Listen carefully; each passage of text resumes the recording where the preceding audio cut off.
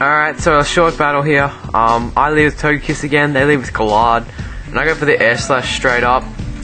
And I thought this might be steadfast, so I didn't really want to flinch, and luckily I didn't flinch. They go for the taunt, and then they withdraw and they go into Empoleon.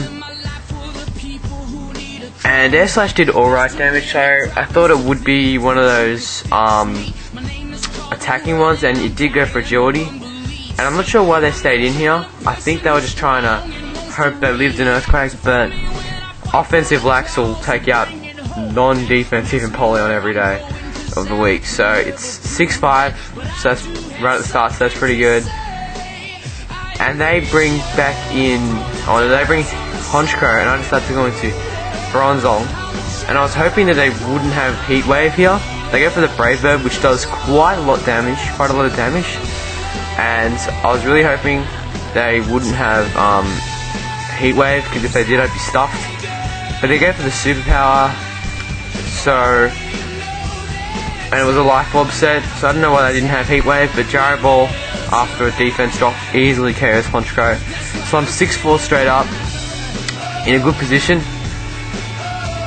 They bring Galard back in, and I just thought about bringing Zapdos, but I decided I'll just keep it hidden, and so I can use it as a secret weapon later. And so it's 5-4 at the moment. I bring Togekiss back in, and they send out Claydol. And I was hoping this, I was thinking it might set up screens, so I decided I'll go into Snorlax, who has Crunch. And I wasn't really sure what they do here, but they go out into Galard, most likely it's Death Fodder. So it was 5-3 at that point, which is a really good position for me. And then they send in Lickitung, and I thought, Licky, sorry. And I thought, I'll be able to take on Licky easy, but with the counter, does a lot of damage, and I thought, from here, knowing how strong these things are, a return might KO me. So I decided to go into Togekiss, and they went for the Power Whip, so it looked like a good prediction at the time. And I go for the Trick here, and I get a Chopper Berry, they get a Choice Scarf, really doesn't matter, they go for the Explosion. I would have been the same result, whatever move I did, so it doesn't really matter. They bring in, it's 4-2 at this point, they bring in Infinite, and I bring in Snorlax, and I stayed in thinking they might just set up here, but they went for the Close Combat straight up, and I wasn't sure if it would be Expert Belted or Choice Banded or Choice Scarf at this point, so I go into Zapdos, and they bring Claydol back, and I was pretty sure at this point, it didn't set up screens before, so I'm pretty sure I won't set up screens now. And they go for the Shadow Ball, which gets a crit. Doesn't really matter though, at this point I can risk off the damage. And I decide I'll just go for the Hidden Power again, just try and get this thing out of the way as quick as possible.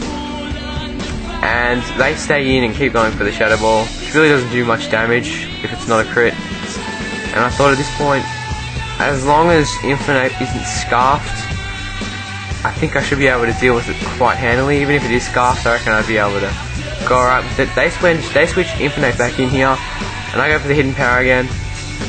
And I decide, well, I can go into Raikou, but if it's Scarfed and I go into Raikou, I think I lose the game.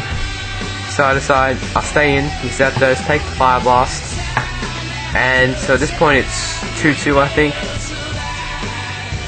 And I decide, well, they're definitely going to go switch into Claydol here, so I go for the Shadow Ball here. And at this point, all we need to do is outspeed Infinite, or survive one hit from it, and Close Combat doesn't KO, and I'm able to survive and KO, which is good. Good game, Justin. Subscribe to him, link in the description, and peace out guys, thanks for watching.